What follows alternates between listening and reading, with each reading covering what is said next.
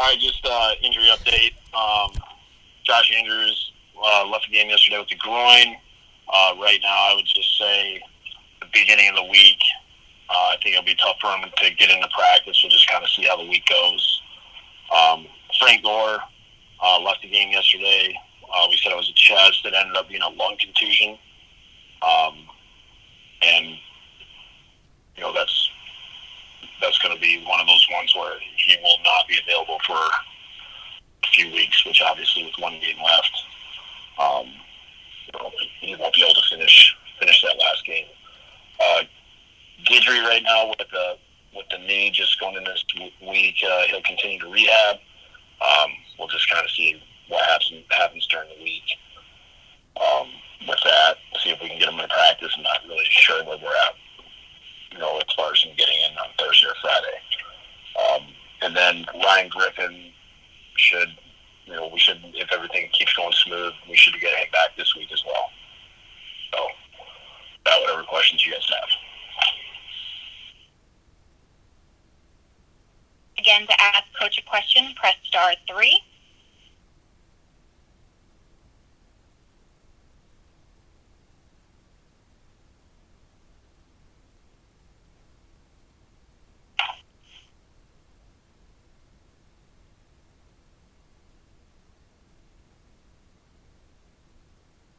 Rich from ESPN, your line is active.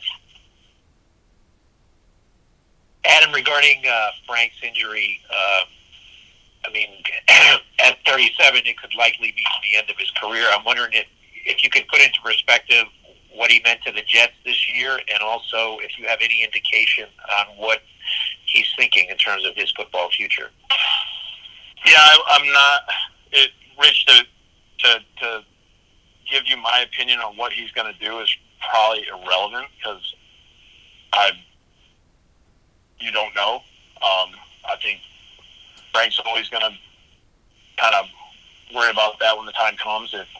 If he wants to play again, he may try to do it. I'm not sure. I haven't had that discussion with him yet.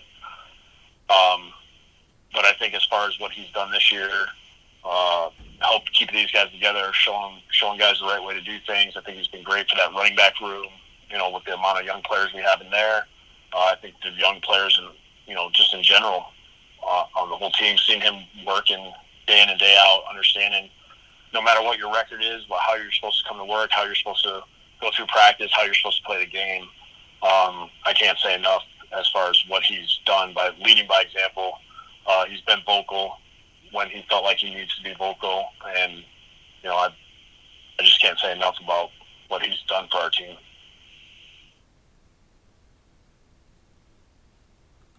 Brian from the Post, your line is active. Yeah, Adam, I had two. Just first off, would Dan Roten possibly be back this week with Josh up in the air?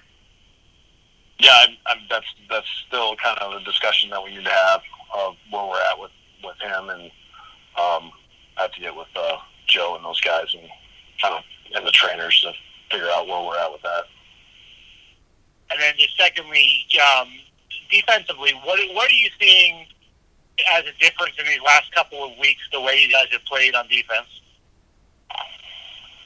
Well, I think one of the things, it's kind of, complementary football aspect of it, where, offensively we're not turning the ball over. I think we've gone, the last 3 games without a turnover. The last 2 games has been really good as far as playing complementary football and, trying to force teams to drive the length of the field. I think that is something that, as a team, we've done a better job with. I think the guys have done a good job of just, whoever's in there, we've had some moving pieces. We've had some guys go down. I think guys have done a good job of stepping up, going in certain spots. Our guys up front have done a really good job of stopping the run and creating a pass rush. And, for the most part, guys have been in the right spot in coverage and try to take away the first progression, which gives our guys an extra tick to get to the quarterback. And I think we've, done a good job the last 2 weeks of, putting the quarterback under duress.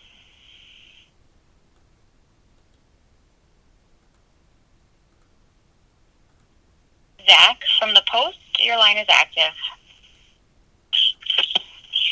Adam, what did you think of Perine yesterday? And obviously with Frank out, I mean, this last game should really kind of be a showcase for him to really show what he could do. And just what do you think his future is? Yeah, I thought he looked good yesterday. You can tell when a guy's been out for a bit, and then he gets back in there. And we kind of noticed it last week in practice where, his speed right now looks a lot different than the other guys. When you haven't been banging around for a while, and all of a sudden you get back in there, your body allows you to take hits a little different way. Your legs are fairly fresh, and I think he was excited to get out there. He did a good job of, when there was holes, he hit them. He played violent. It's good to get him back out there. I think, he gives us a little explosion there, and this week we'll kind of see how we'll map out how we want to use these guys, and see how many touches we can get all these backs, and it would be good to see him carry the load and see how he does on first, second, and third down.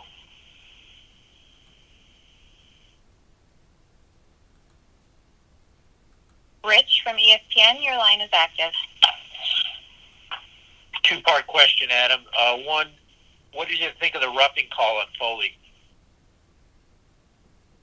Doesn't matter, Rich. I know what you're trying to get me to do, but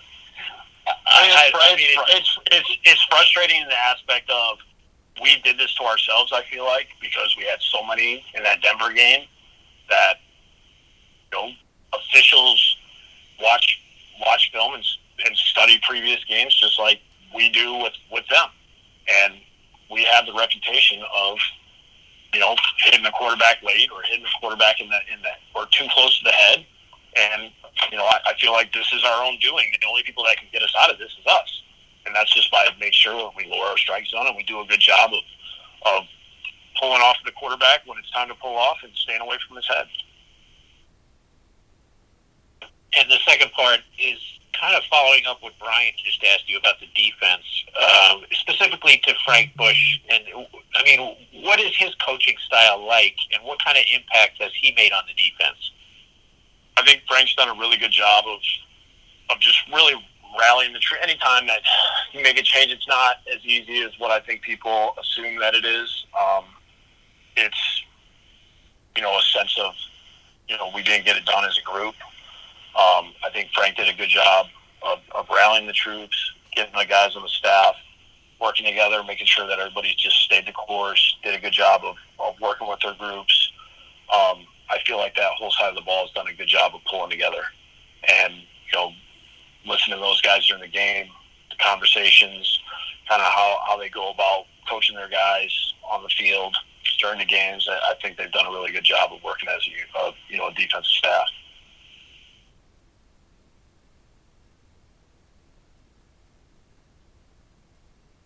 Al from Newsday, your line is active.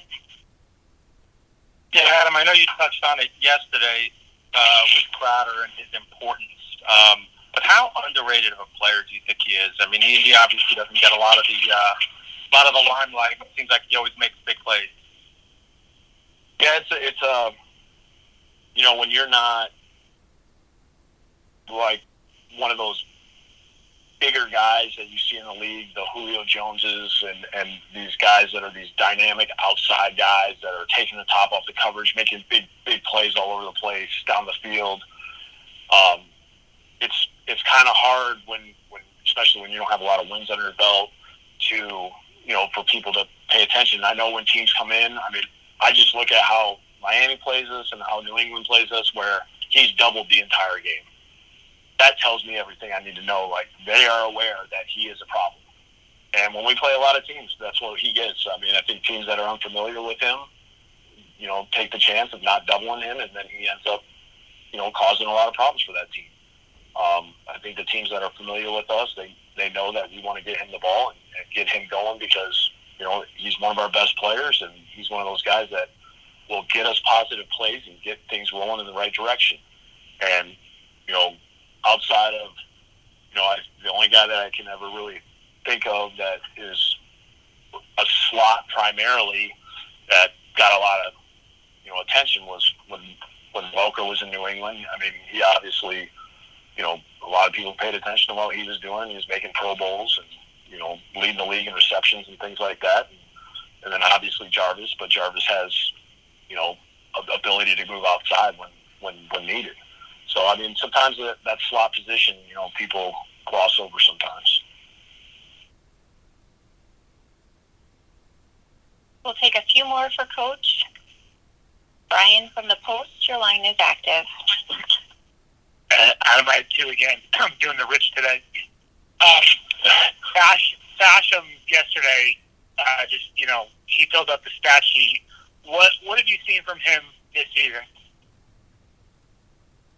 Well, Bash is, over the last 2 years, he's been our guy that's been like our Energizer Bunny.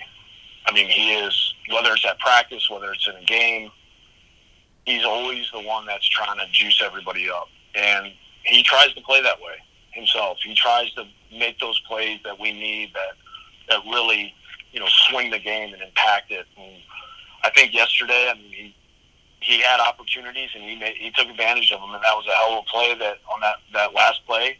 That was a really smart play by him. And he is one of our smarter players. He understands a lot of the situations that we're in and knows what he needs to do. And to see him make that play and get that ball out, obviously that was a huge play for us because that won us the game. And he does a lot of things like that, a lot of little things. He sacrifices himself. It's not always about him. Like, he's not afraid to set picks for the defensive tackle to try to help him get free and pass rush. He tries to do the right things in the run game. Just all those little things. He tries to do the right thing to help us win. And then the second one was just Denzel had a quiet day yesterday. I know Ward was on him for a lot of the game. What happened to him yesterday to shut him down? Yeah, they did. Ward, majority of the time he's into the boundary, which that's, with Mims playing the X position, we try to move him around a little bit. He kind of got stuck on him. We didn't really have a lot of production on the outside. Some of those routes that those guys run are a little longer developing routes. We weren't trying to hold on to the ball forever. Obviously, we felt like that defensive front was really, really good. We wanted to try to get the ball out quick and run the football. We knew it was, I didn't think it was going to be where they didn't, him and VP didn't get anything. But, I wasn't surprised in the aspect of we didn't have a ton of production out there. That's a tough matchup. Any balls they were going to get, they were going to basically be go routes, and they were going to come up quick. We had a couple opportunities with those guys. We just didn't come down with the ball. He did have a couple good routes that the ball didn't end up. We ended up having some pressure where Sam had to move. Where Mims had some, a couple really good routes that the ball just didn't go there.